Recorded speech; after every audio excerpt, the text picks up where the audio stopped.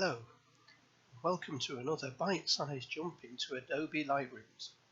Today we're going to explore how to add a little bit more punch to your images by using texture and clarity, and also exploring a little bit about what dehaze does. So just going to jump into those now. And we're going to use a different image this time, and one we've edited before, just cropped and straightened.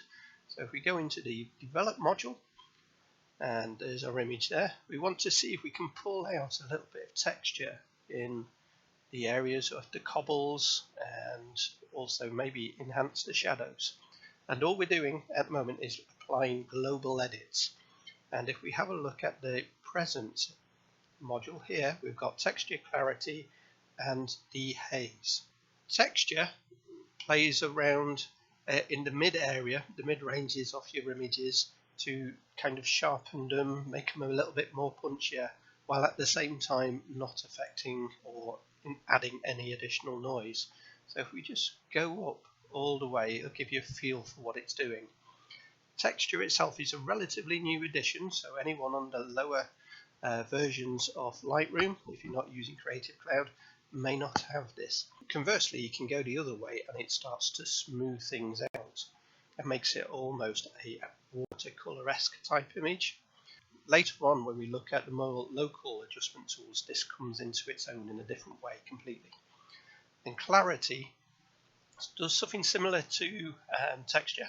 It kind of sharpens your midtones of the image, but if used to excess, it can create quite ugly images. So let's just boost it to its maximum, and you see you get a dramatic change. It's already darker, but there's a strange sort of shadows go around objects. You occasionally get glows going around. It looks quite horrible and nasty. So when you do use it with a little light touch, and if you go the other way, it goes really soft and smooth again, a bit like the texture one.